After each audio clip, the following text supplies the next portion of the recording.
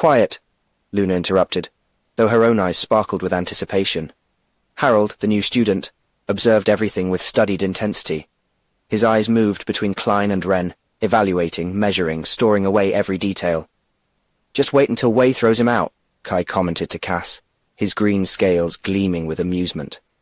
He must be really worried about losing his tuition to come, now that the end of the semester is coming closer. Or maybe he's very confident, Mayo murmured from her seat, her words carrying more weight than they seemed. The 6 new students exchanged silent looks from their usual places. Something in their posture suggested this was more than mere academic curiosity. You should leave, Jin leaned forward, his tiger partially manifesting in rippling stripes, before Wei arrives and humiliates you in front of everyone. Again. Worried about me? Better worry about not falling into another hole in the mines, Wren responded without looking at him, his mushrooms pulsing softly. Or making it past the semi-finals in the next tournament, added Taro. Jin's face turned scarlet. Several students held their breath, remembering the battle where the wolf had torn apart his spiritual tiger's neck. You, Jin said, half rising, but Klein stopped him with a gesture. Since the day both lost to Luna's team, they'd grown closer. Leave it, the Goldcrest heir smiled. Soon he won't even have tuition to get any school benefits. Wei will see to that. Ready? Wren asked Taro softly, ignoring the taunts. Taro nodded, though his hands trembled slightly. The door opened before anyone could respond. Wei entered with his usual air of superiority, but faltered for a moment upon seeing Wren. The classroom collectively held its breath. The moment they'd been waiting months for had finally arrived. Good morning, Professor, Wren responded with a calmness that only irritated Wei further. I thought today would be a good day to demonstrate my theory about the beetle's evolution. The classroom fell into absolute silence. Even those who normally couldn't focus in class were paying rapt attention. Wei placed his hands on the desk, trying to maintain his composure. Oh, and what makes you think today is different from any other day in over 500 years of records? Because today, Wren smiled while his mushrooms pulsed. Taro completed his 100 days of cultivation. Wei observed the other boy more carefully. Now he could see it. The beetle's markings seemed more defined, more alive. Now bronze rank. He thought it was nonsense. Only 100 days? An exaggeration? Maybe. 130 days had passed since that day. Ah, yes, our little bet. Wei regained his confidence. Let me remind you of the terms. If your friend evolves into anything other than a great digger, you win. If not, he smiled maliciously, you lose your tuition support. You'll sign it, by the way.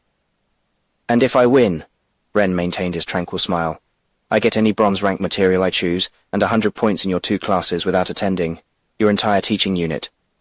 Exactly. Wei spread his arms theatrically. So go ahead.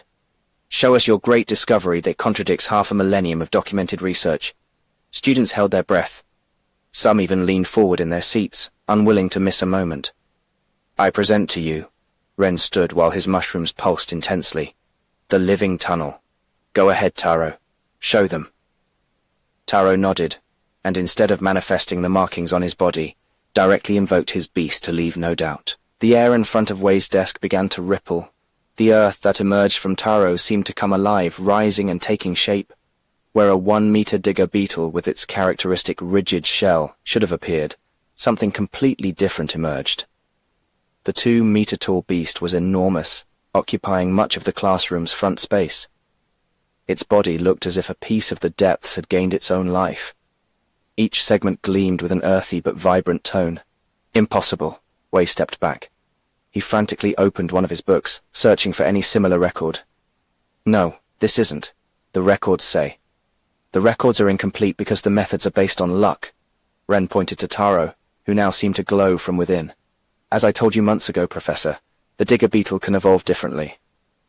Though they were known creatures in the not-so-deep caves, no one had managed to obtain one as their beast. The beetle's evolutionary line had always given Tamers a single variation, the Great Digger. Wei dropped his book. It must be, a living tunnel.